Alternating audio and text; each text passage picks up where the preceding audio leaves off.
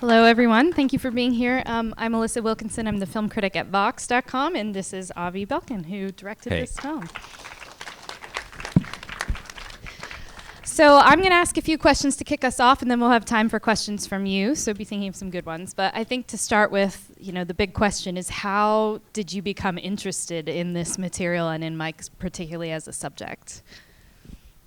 So this film started roughly 3 years ago. I'm Israeli, so I was living in Tel Aviv back then. And I became obsessed with the question of how did journalism found itself at this problematic point that it was at. And this was already before Trump got elected, but it was already much in debate, where is journalism going to, what is going on.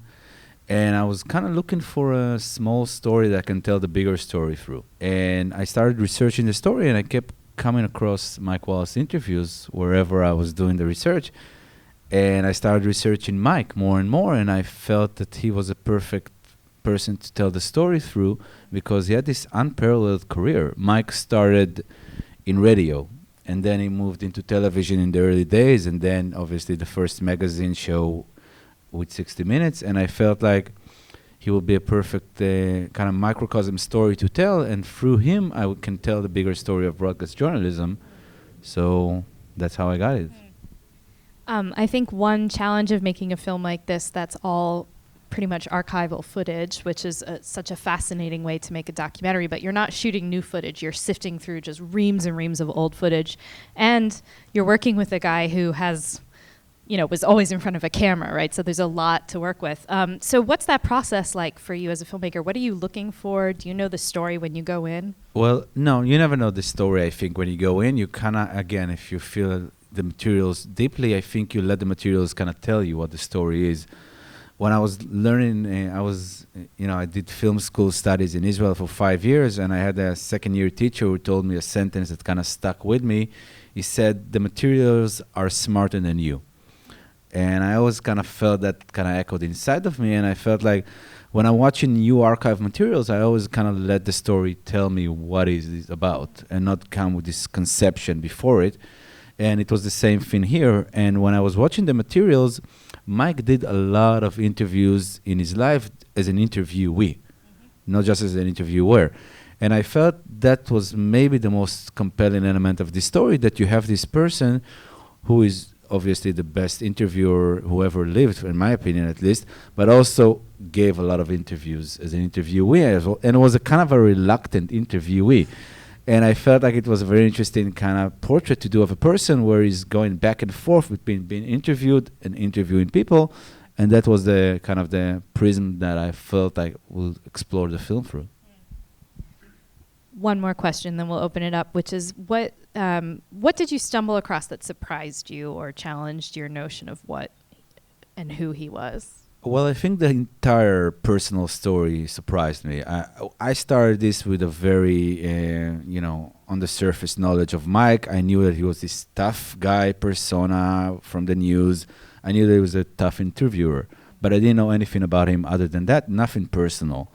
And all the backstory that you see in the film about him being insecure and prone to depression and losing his son, finding his son in that tragic scene in Greece, and the way he was kind of propelled by his tragedies and insecurities, I felt that was so compelling and so interesting as a character that for me was a big revelation. And I felt kind of gave a different light to his entire career because I kind of saw all the interviews that he did and all the questions that he asked as kind of self moments in a way where he was basically kind of trying to gain perspective about himself. And again, for me, that was new. Great. So questions. I believe we have a microphone. Yes. So First of all, I thought it was a marvelous film. Thank you. I'm of the age where I do remember the beginning of 60 Minutes and could identify almost everyone in the film, but there's others in here that could not. My question is, there was the estate, there were producers above you. What, if anything, did you have to leave on the cutting room floor that you wanted to be in the can? Listen, this is not bullshit what I'm going to say now. This has been a fucking dream project for a director. Nobody interfered with what I was going to say. And not CBS, not my producer. They gave me just a full clearance to do my vision, basically, in this film. And I really honestly can say that nothing influenced me from outside. From inside, though, listen, this film could have easily been 9, 10 hours and you would have been riveted. I mean, the materials were amazing. I watched like over 1,000 hours of raw footage of interviews with anybody that kind of influenced and shaped the 20th century. So just really riveting stuff. And it was hard. For me, always, the hardest thing as a director is to decide what's left out. What are you not putting in the film? And that was a tough moment for me. A lot of the times, what not to include, how little can I include from the film. And still, when I watch it, I feel like, oh, that moment could have been nicer if it had like 20 more minutes. I'm not even joking, 20 more minutes. And you got to understand that every interview that you see in this film, you see like a minute of it. I watched the raw footage, which is roughly between 3 to 5 hours, depending on the interview. And like the interview with Putin is 5 hours. And it's 5 hours of Mike just punching me in the face with tough question after tough question. And it's very hard to, hold back on that. But, at the end of the day, you got to maintain some sort of time frame. That was the limit that I chose. Yeah, Mike Wallace is here again. That's the second, the follow-up for sure. He's still here, yeah. Yeah, right here. Did you end up liking him? He strikes me as a rather egotistical, self-centered person who wants to be as big a star as the people he's interviewing.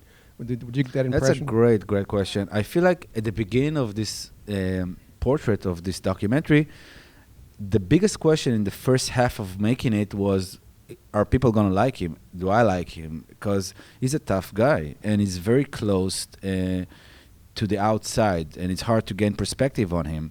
And I think at the end of this film, I really love him because I really feel like he was human. You know what I mean? He was very fragile, and I think the movie kind of shows that.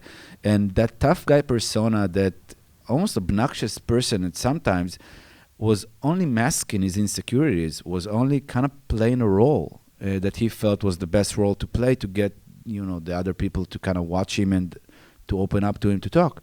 So I felt it was very compelling in that. And also I think the personal tragedies, the depression and the losing of the son, kind of paint him in a different light and make, I think, a bigger picture of what really propelled him into that profession and into that behavior.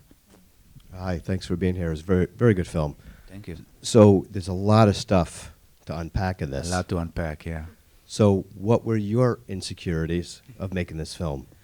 Honestly, I did not have any. When you start a film, for me, I always do this like credit check of the idea before I start, and I make sure that there's enough to do a film. Otherwise, I don't commit, because doing a film is insane. You commit to 2-3 years of your life, and you want to know that there's substance to do it. So I researched very deeply before I started working on this film, and I felt there's a definite film here. And I also came to America to do this film, so it was like an extra credit check, I would say, on this project. And I just felt like not only is this story so timely and relevant, but also his personal story was unknown. And I felt like there's a winner here in kind of juxtaposing both personal story and the bigger story of the 20th century in television news. And I really was, from the start, kind of really sure there's a film here. That's maybe why I got people to kind of agree to do it, CBS and the producers. I noticed that the film rather wisely chose past stories and didn't really touch on anything that was current in the news, except for the very tempting use of the current president. Were you, on the fence of whether that could just be perceived as a cheap shot because that's a popular subject for today, or did you think that maybe it wasn't necessary to put that in? I would never have put it in unless Mike did this interview with Trump that you saw before, obviously. So the moment that Mike interviewed Trump when he was younger and asked him about politics, I felt that was a relevant story to kind of tell, because it just showed, projection, it showed scope. And also, in a way, whether we like it or not, every president shaped the conception about journalism and the attitude towards journalism. And the current president is obviously important because today there is kind of an escalation about the way we perceive news, and he himself kind of attacked journalism. So I felt it's relevant. But again, because Mike interviewed him, he was younger, and because he said he would never go into politics and obviously became the president, I felt it was a very relevant point. I've always assumed Chris Wallace is his other son, right, who works for Fox News. Yes. So I'm wondering from a personal and family perspective, did you run across anything about his relationship with Chris, and if he ever had any comments about how he felt about Chris working for Fox News? Well, Chris obviously agreed to this film in the beginning. We went to CBS and we went to the family to get, their approval of it. But other than that, he wasn't involved in the film in any way. And there is a short moment with Chris Wallace towards the end where I felt like it's kind of nice to include that, where Chris is interviewing him on Fox News. People always ask me, like, what's the number one question you would like to ask Mike if he was alive? And for me, that's always the number one question. I feel like it's very in Mike's spirit and kind of honoring his legacy to ask Mike, what do you think about the fact that your son is a Fox News correspondent?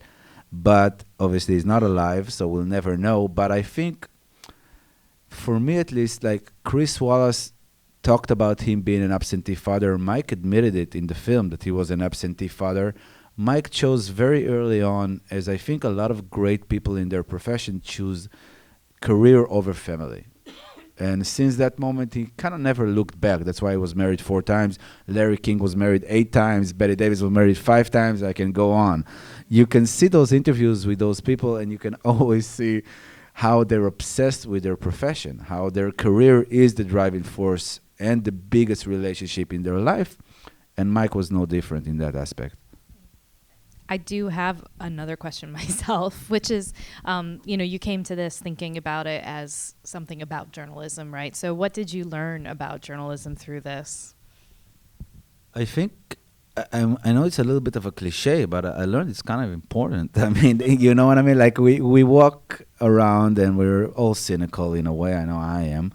And democracy kind of depends on journalism to keep it honest, to keep the system honest, to flush out injustice, to flush out people doing wrong. And I learned that again and again watching those interviews and watching those exchanges.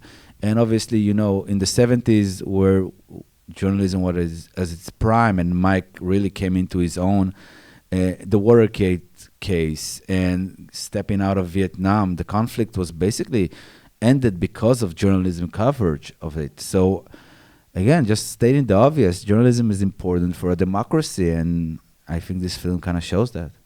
And did you find yourself learning any... documentary filmmaking and journalism are 2 different things, but they're very much related to one another. Did you find yourself coming away with any, ideas or changes or, in your own thought? Well, for me, and again, I'm a documentary maker, I would like more separation between the two. For me, right now, the lines are kind of blurring, and for me, documentary filmmaking is art.